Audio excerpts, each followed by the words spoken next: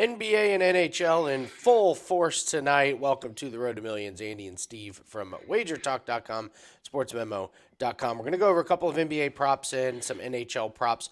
We got our sneaky play of the day and our stat of the day. Then we're going to go to the NFL for an Unbreakable Sports Record Hall of Fame nominee.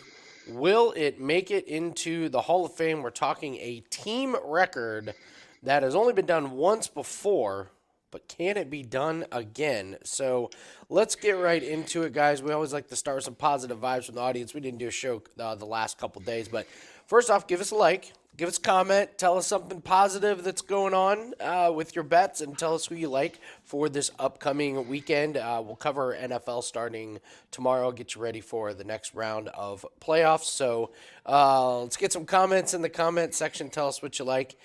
Let's get into the sneaky play of the day first, Steve. I'm going with the Chicago Blackhawks, and you and I talked about this team right before we went before we started recording here. We're both looking to fade them. You're looking at maybe the Buffalo puck line tonight. I'm going under 2.5 goals. It's minus 160. It's teetering on that range where you can play it on its own if you're comfortable with juice. And I've been monitoring what happened to them after Connor Bedard goes out. So Connor Bedard goes out the very next game.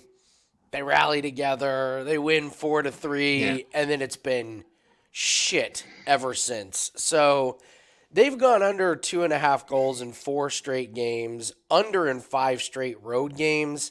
And the Sabres are coming off of 2 games where they allowed 1 goal total. One of them is against the San Jose Sharks, where they shut them out. And I think that's a good sign. If the Sabres are shutting out, like if you shut out a really good team, it could just be this random night or anything. But the Sharks are terrible. So they shut out a really bad team, and they get to come back against another bad team. You brought up that the Blackhawks, they didn't even get over 2.5 goals, and they won last night. But just bring up some of those stats that you talked about, because we're on the same page fading the Blackhawks today. Yeah, that's what has me looking at the Sabres with the puck line. I think this is a great play as well, though. Yeah, the Blackhawks played late last night. They won a shootout 2-1. But if you look at it, they took 25 shots, and San Jose had 48, and somehow still manages to lose that game. It's got to be disheartening for the Sharks. And the Sabres, they've won 4 of their last 6 by the puck line. Those 4 wins all coming by the puck line, and they've actually beaten the Blackhawks in 4 of their last 5 head-to-heads as well. So I like this play, and I also like the Sabres on the puck line.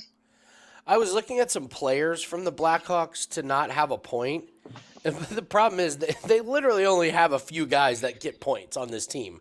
So it's like even if they only score 1, maybe 2 goals, it's like the same guys. So Yeah. I cannot find any value. I was searching.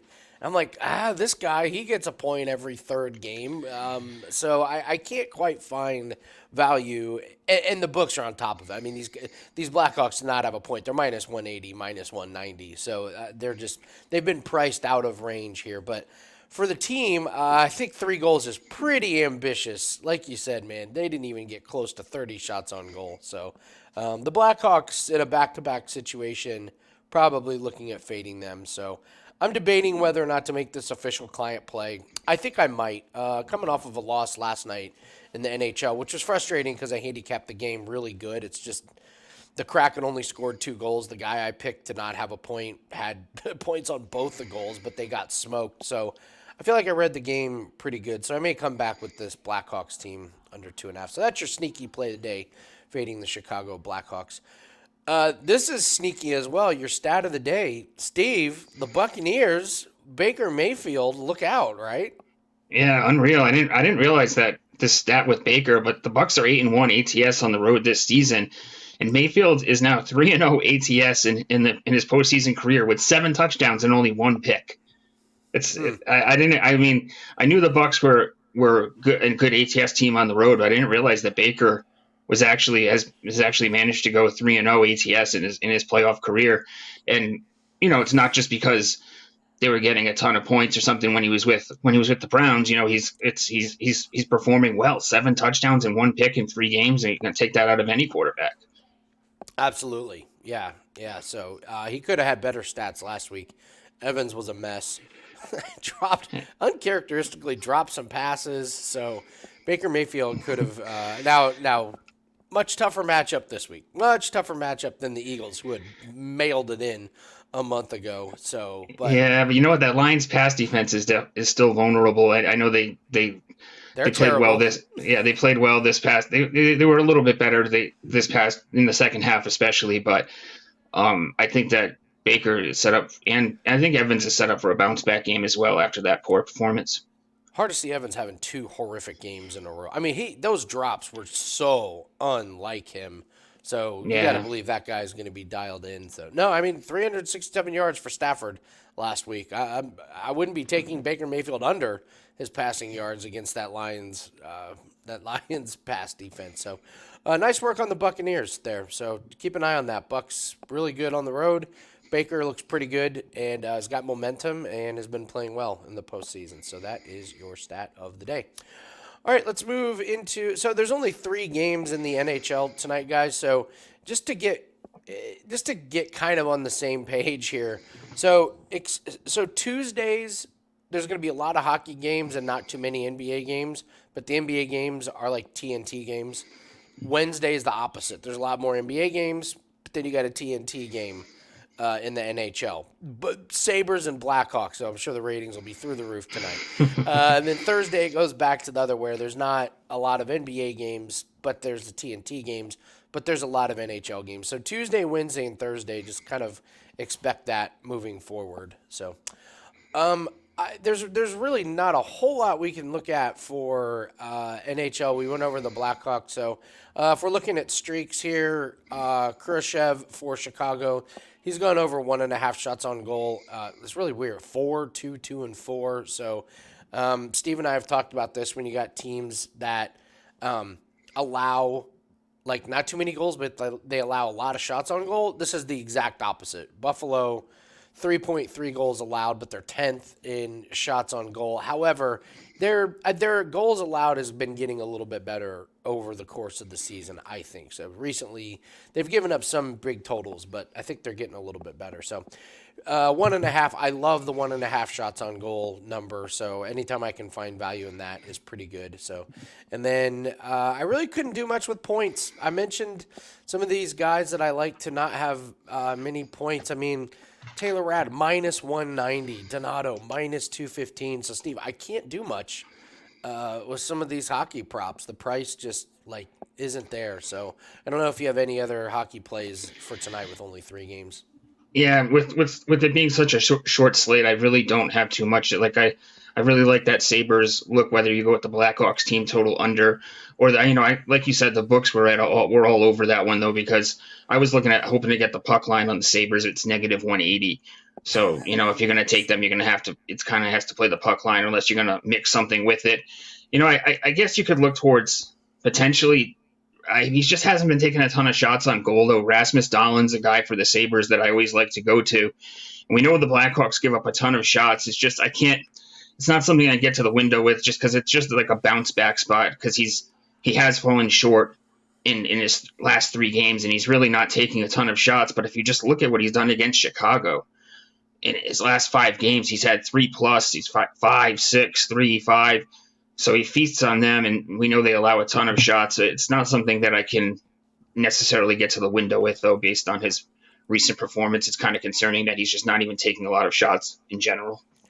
Yeah, it's very strange. He doesn't go through stretches where he has a lot of unders. I mean, you look and huge stretch with overs. That was that was unsustainable. But man, hard to see him going a few more games in a row without getting over 2.5 shots. And the books are kind of thinking the same thing because the over is pretty juiced. So they're looking at it going, he's going to regress back and get to over here.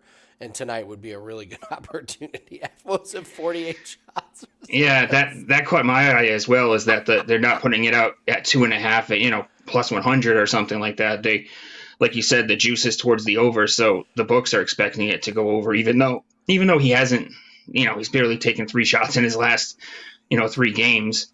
But Yeah. the track record against the Blackhawks says a lot, and we know that they give up a ton of shots. So Yeah, absolutely. Let's move to the NBA. The books again, all over it. I still think I would play it. It's not here on this website, but I'm looking at the Jazz team total. The Warriors are so bad on the road. They give up damn near 120 points to every team, even the Grizzlies, who are playing. I hadn't even heard of two of the guys. I had no idea who two of the guys were for the Grizzlies, and they just pounded the Warriors. And that Grizzlies team total was 108.5. I love the over on that one. And the Jazz are 122.5. So the cat's out of the bag on fading the Warriors team total. That being said, I think you could probably look at some of the guys for Utah and maybe some of their points if you're with me and that you think that there's value on the Utah Jazz just because they're at home. Colin Sexton, Steve, is a guy who I know you've bet on in the past, and he's been doing really, really well. And 19.5 points has my attention tonight. The one game he didn't go over this was 19. That was against Milwaukee, but that was on the road. So I don't know. I think there's ways that you can fade the Golden State Warriors on the road. I think that'd be a good bet moving forward. So I like Colin Sexton to go over the points as he's been really good. You look at the home games. I mean, that's 5 in a row for that one. So that's pretty much the only player prop for me that jumped out. What games did you want to go over? Actually, I have a prop in that same game on Steph Curry, and it's kind of one that you wouldn't expect. It's his over for rebounds plus assists. I got bit on that Warriors Grizz game as well. I thought that I keep thinking the Warriors are going to get right, and I thought that maybe I thought that Draymond coming back to the team would provide them some sort of an emotional lift. But they fell flat in the second half. They looked good in the first half, but second half they fell flat against the Grizz. But Curry for over 9.5 rebounds plus assists. He's went over in 4 of his last 6, and he's had in 8 of his last 10 games he's had 9 plus.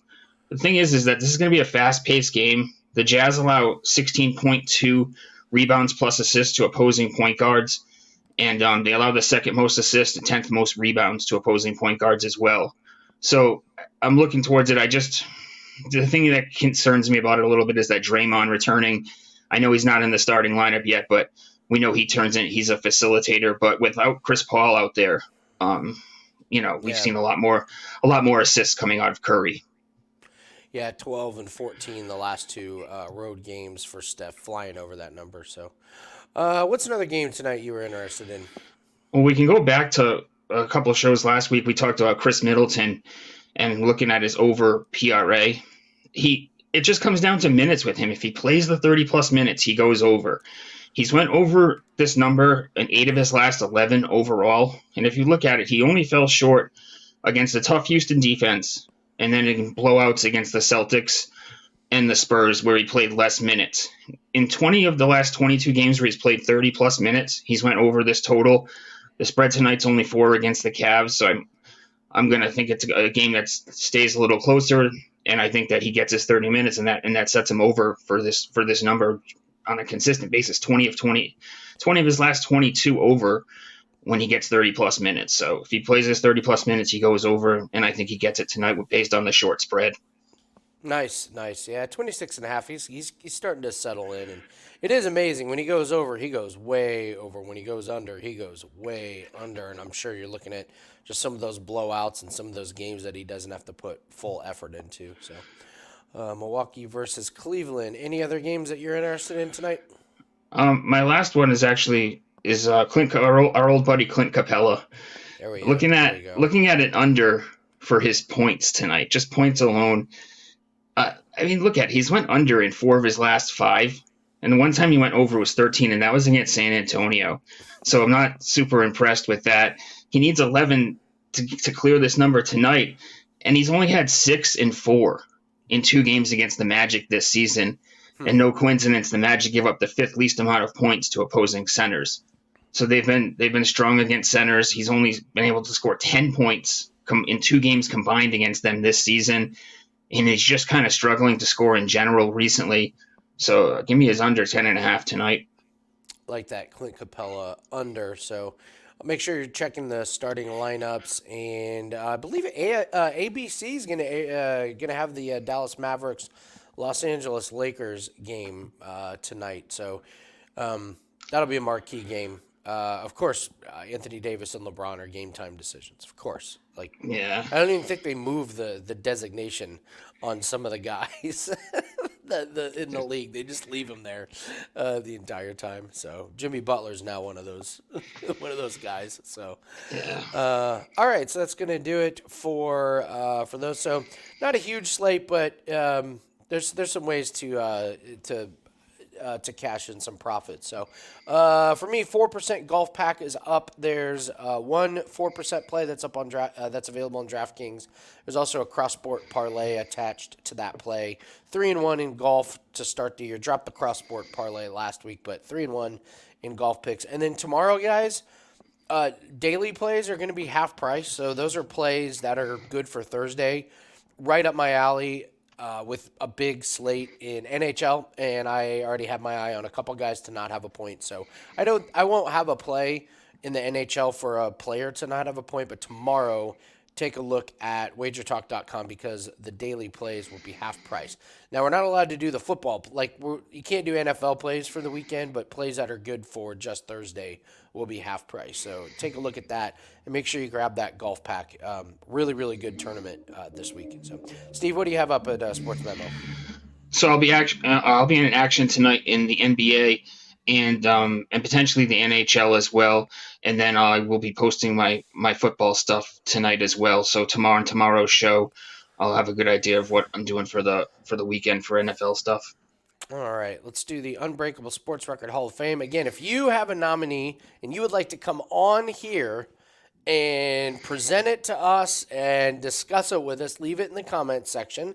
We're going to be excited to get some of you guys involved. Please make it a sport that people have heard of or anything. Drake, unfortunately, we're not going to talk about the javelin Yeah. one because we don't have any context for that one.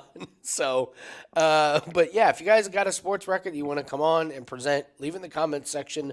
All you need is a camera and some kind of microphone, like AirPods work, anything like that. So, leave it in the comments section and we'll get you in there. So, all right, Steve, you discovered this one. Go ahead and tell us what this sports record is, and let's see if we think it can be broken. So it's the only team in NFL history to start the season 0-4 and make the playoffs, and that was the 92 Chargers. And looking up the stats around it, it's actually since the merger in 78, there's been 120 teams that have started 0-4, and this has been the only team that's managed to get to the postseason after that start.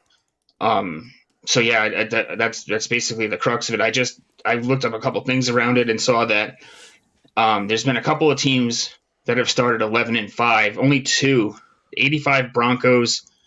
Missed the postseason with an 11-5 record is what I meant to say. 85 Broncos and 2008 Patriots both missed the postseason, going 11-5. That was the year Brady tore his ACL in Week 1, and then Castle took over. Patriots still posted a good record, but missed the postseason with an 11-5 record. Obviously now, though, things changing a little bit with the extra game being involved as well. So this one, in order to break it, you'd have to start 0-5 and then make the playoffs. So, this one is interesting. So, all right, the 92 Chargers. So, Junior Seau was on that team. They had a new coach. The coach was Bobby Ross. That was his first season. The starting quarterback got hurt in the preseason. They lose their first 4 games. They got outscored 95-29. Stan Humphries, it was the quarterback. So they start off 0-4. They go 11-1, and they end up making the playoffs. So I guess, Steve, how would a team be 0-5? Because you got to get to 0-5. You got to lose the first 5 games of the year and then rip off a bunch of wins. So here's one thing. There are 2 teams this year that are 9-8 that made the playoffs. So if they go 0-5, technically they would only need to go 9-3 to make the playoffs in this. So I guess if a team goes 0-5, that means they really suck, or they're a lot of weird circumstances if a good team loses their first five. So I guess how do you get to 0-5 and then turn it around? See, I thought about that as well, and what I thought about was that, okay, what if there's a team that has they rely so heavily on their quarterback, and he starts the season on the shelf. He misses the first 5 games, and then he comes back after that, completely changes the team around. And with the extra game now, like you kind of look at it before, you'd almost have to run the table to get there. You're 0-5, so now you'd have to go 11 and, like you said, you can get there with a 9-8 record. But Sure. now you Yeah. could go. Now you could go 11-1 down the stretch, 10-2 down this. 10-2 gets you what, 10-7, and that would get you in as well. That's the situation that I could see that would break it. Would be, or if you had a situation where you had it's more about a single player. I was going to say like a stellar defense where you're missing like 2 great players that both come back right around the same time. What if it was something like, I'm trying to think of the quarterback situation, and I just can't think of one. But a quarterback that's out for the first 5 games, and then they can't win without him. I'm And th- when he I, comes back, it completely flips it upside down. I'm thinking, what if you had a team that doesn't let their rookie start? Like, what if they drafted their like a Brock Purdy type of situation, like where, like, you have a team and they have like that veteran quarterback, and like the season starts and it's just over, and they have this rookie quarterback, and they're like, I don't know if we want to start him or anything. So they go 0-5, and then it's like, we got to start this guy, and then he turns out to be really good. Um, I'm with you on an injury. I was thinking about Joe Burrow this year. How the Bengals, they didn't start off, they could have. They were very, very close. Yeah. So, like, if you have some, like, a big time quarterback that gets hurt in preseason or something like that and misses 5 games, and then, yeah, they get off to a great start. Coaching change, like, you have mutiny on your on your hands after like the first time, and then they fire their coach, and all of a sudden, I don't know. I guess it's hard to go 0-5. That's the other thing. It's really hard to actually start the year 0-5. Like at the beginning of the year, it just feels like, don't you win at least one game? At least one of them, don't you win? And like your schedule would have to be brutal in the first 5 games, right? Yeah, it does seem like you like to go 0-5 and then to go, 10-2 or 9-3. You'd have to. It's such a contrast. It's such a contrast. You know what I mean? Like it's like the team would have to be, like you said, to start the year 0-5. You got to be really horrible for that to happen, and then to flip it around and to actually go, win 10 out of 12 or 9 out of 12, whatever it may be, to get there. Yeah, it's tough. I think it's more. I lean more towards the injury. I think the head coaching thing. I don't know if that. I think it's more personnel than the head coaching. Just in my opinion, would be the way you get there. Yeah, yeah.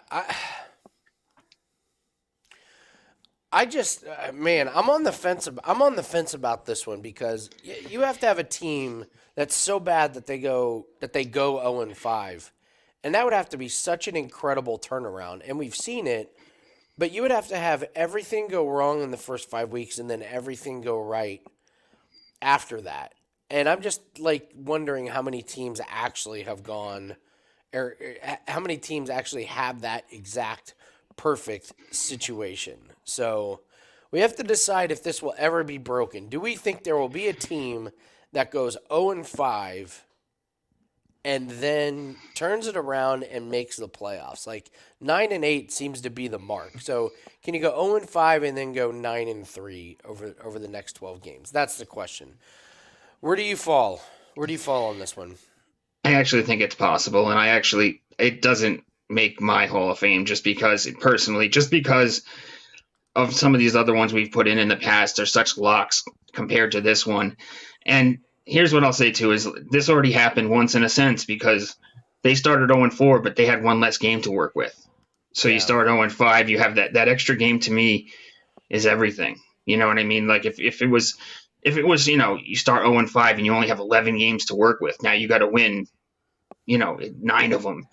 to make it. Now you don't even necessarily, you have to win 9 of 12. It's impressive, but it's not, and then you mentioned Purdy or something like that. That's the perfect situation, actually, is like the injury was one of them, but then also, a rookie quarterback stepping in for a veteran that's failed, that hasn't played well. Yeah, I think it's possible. Will we see it in our lifetime? Maybe, but I think we've seen a couple of it. Like I was just looking at the Bengals this year.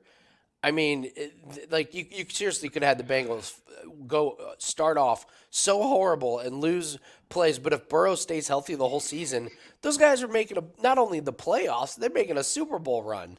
So I think there are a couple of scenarios to where this could get. It's not a slam dunk. Oh, that'll never be broken. So for me, it just misses. It just misses the Hall of Fame. But I was surprised that only one team has done that. That is pretty surprising to me. But I think with the influx of the rookie quarterbacks and some of these teams that just cannot get their act together, like I could see them doing it in the NFC South pretty soon. Like next year, look at those teams in the NFC South. You got the Falcons. Who knows what their quarterback situation is going to be? Like the Panthers. Who knows what they're going to be? You got some divisions with some pretty weird teams. And 0-5, like I could see the Saints doing it next year. Like, couldn't you see the Saints just like randomly 0-5, and then all the other teams are just terrible in that division? And all of a sudden, you look up and they're 9-3. So I'm with you, Steve. I don't think it makes it. I think it just misses. I think the Chargers hold on to this one. I just don't see how a team. Yeah, I'm with you. Only one team to do it since then, but with the way the NFL changes and the extra game added on, I can't put it in the Hall of Fame. I think we're in agreement on this one, right? Yeah, I'm with you. It is a great. I mean, only for 1 in 120 chances. There's been 120 teams that have started 0-4, and they're the only ones to get the job done. It is impressive, but I think it just misses our Hall of Fame, in my opinion. Only team to start 0-4 and make the playoffs. All right. Well, the last two that just missed the cut involved the Chargers. How about that? Interesting, huh? And then even the one before that, division rival, Derek Thomas, and the Chiefs. Yeah. But I'll be interested to see if anyone else has any that would like to join us. If give us a heads up so we can break it down, and I think that would be great to have somebody else introduce one, and then we'd actually have a three person panel to vote on it. You know what I mean? 2 out of 3 wins. Absolutely. Yeah. So, all right. So let's recap who's in there. Ricky Henderson, stolen bases. Emmitt Smith, rushing yards. Wayne Gretzky, points. Cal Ripken, consecutive games. Cy Young, career wins. Dale Ellis, most minutes in an NBA game. This one still might be my favorite. An NFL and NHL team from the same city win on the same day by the same score of 3-0. Bobby Cox, most ejections as a manager. Daryl Sittler, most points in one NHL game with 10. All right, that one might be my favorite. That one. Mine's the Dale Ellis is still my favorite one. Playing almost 70 minutes in one night. But see, that's the thing about this. When you look at all of these, you compare that to the one we just went over, and all of these, you just look at it, you're like, that's never going to happen again. You know what I mean? But you look at this one, there's a chance it could happen. So it is a good point. Every single one of these, you're like, no chance that ever happens again. Yeah. So that'll be fun after 1 year when we have to pick our favorite one. That the one that we think's the most unbreakable. So, all right, that is going to do it for us on the Road to Millions. That was a fun one. So yeah, leave us a comment. Tell us if there's one you want to jump on and join us. We'd be happy to have you. So don't forget, guys, go check out Steve at sportsmemo.com. For myself, Golf Pack is up at WagerTalk.com. There's a 4% play that is up there. And then tomorrow, daily plays are half price. So looking forward to that. So, all right, guys, that's going to do it for us. Leave us a comment, and good luck on all your plays today, and we'll see everyone tomorrow on the Road to Millions. Good luck.